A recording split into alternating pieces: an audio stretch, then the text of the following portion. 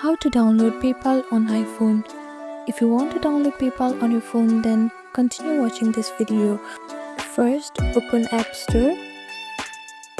After you open your App Store, you can see the search icon on the bottom right corner. Click on it. Now on the search bar, type in PayPal.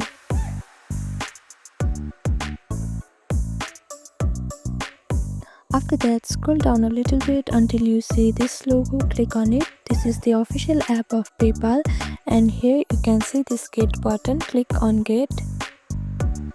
Now after the verification, your download will be started. It may take some time depending on your internet speed.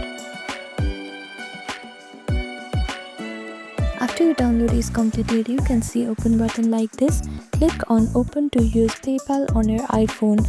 So this is how you can download PayPal on iPhone. Thank you for watching this video. Please do not forget to like, share and subscribe to our channel, and comment down below if you have any other queries.